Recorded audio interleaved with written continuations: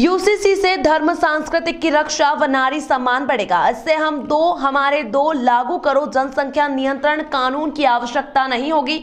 उज्जैन आए अश्विनी उपाध्याय ने अपने व्याख्यान में यह बात कही है। सुप्रीम कोर्ट के वरिष्ठ अधिवक्ता पंडित अश्विनी उपाध्याय ने सनातन धर्म रक्षा पंचायत एवं सिविल सोसाइटी उज्जैन द्वारा स्वर्ण जयंती हॉल विक्रम विश्वविद्यालय उज्जैन में आयोजित समान नागरिक संहिता का अखंड भारत में योगदान विषय पर आयोजित सेमिनार में उपस्थित जन समुदाय के बीच अपने विचार व्यक्त किए।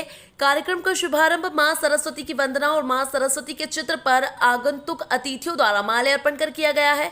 इस अवसर पर महामंडलेश्वर अतुलेशानंद जी सरस्वती आचार्य शेखर महाराज जूना अखाड़ा महामंडलेश्वर शैलेशानंद गिरी जी एवं पूर्व सांसद चिंतामणि मालवीय उज्जैन बार एसोसिएशन के पूर्व अध्यक्ष पंडित सुरेंद्र चतुर्वेदी विशेष रूप से उपस्थित रहे। स्वागत भाषण कार्यक्रम के संयोजक पंडित सुरेंद्र चतुर्वेदी ने दिया।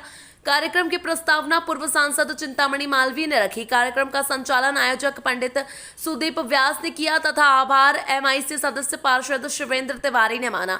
अश्विनी उपाध्याय ने कहा कि यूसीसी देश में आने से प्रथा चलेगी, कुप्रथा बंद होगी, धर्म बढ़ेगा, अधर्म का नाश होगा, सांस्कृतिक की रक्षा होगी तथा नारी का शोषण समाप्त होकर उसका सम्मान बढ़ेगा।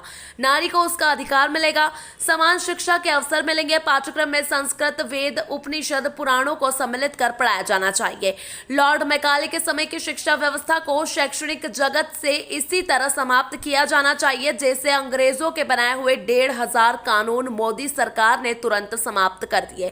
इस प्रकार वर्तमान शिक्षा पद्धति में भी आमूलचूल परिवर्तन कर इससे समाप्त किया जाना चाहिए। समान नागरिक संहिता में हम दो हमारे दो हम सबके दो का नियम भी यदि लागू कर दिया जाए तो अलग से जनसंख्या नियंत्रण कानून बनाने की भी आवश्यकता समाप्त हो जाएगी। मैंने स्वयं ने लॉ कमीशन के सामने इस बात का रिप्रेजेंटेशन भी दिया है। इन सब के लिए देश की आम जनता को भी आगे आना पड़ेगा। देश में यदि शासक अच्छा हो तो अच्छे कार्य की शुरुआत के लिए जनता को मांग करना चाहिए। सौभाग्य से वर्तमान शासन व्यवस्था में देश का शासन तंत्र चलाने वाले लोग ईमानदार हैं।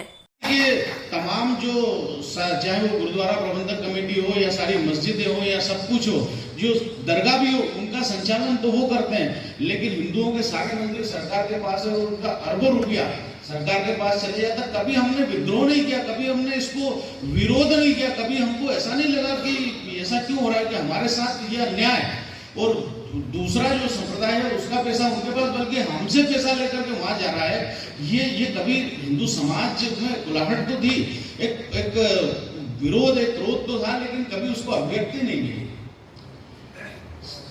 समान शिक्षा क्यों नहीं होना चाहिए? और ये जो रोहिंग्या वाला विषय है, जब मैं अश्विनी सांसद तब कहलाएगा जब वो शेड्यूल 3 की शपथ लेगा। अगर उसने शपथ नहीं लिया तो 5 लाख वोट बेकार हो गए। इतनी महत्वपूर्ण है ये शपथ। कोई आदमी कॉलेजियम रिकमेंड भी कर दे कि हमको इसको हाई कोर्ट का जज बनाना, सुप्रीम कोर्ट का जज बनाना, राष्ट्रपति साइन भी उस पर कर दे, जब तक वो शपथ नहीं लेगा तब तक वो जज नहीं कहलाएगा। ये शपथ इतनी महत्वपूर्ण है। कायदे से देश के सभी सांसदों और विधायकों को प्रतिदिन इस शपथ को लेना चाहिए। मैं तो कहता हूं इस पे एक नियम बनना चाहिए कि सांसद अगर संसद में आए, विधानसभा अगर विधानसभा में आए तो पहले अपनी शपथ लेके आएंगे। अगर वो लेके आएंगे तो हंगामा करने से पहले सोचेंगे। जो सही चीजों पे हंगामा कर रहे हैं, जो आर्टिकल 44 जैसे प्रावधान पे हंगामा कर रहे हैं, वो सोचेंगे। और कितना इसके बारे में मिथ है। मैं तो जब से प्रधानमंत्री जी ने बोला, वैसे इसकी लड़ाई मैं 2015 से लड़ रहा हूं। यूनिफॉर्म सिविल कोड की पीआईएल मैंने 2015 में फाइल किया था।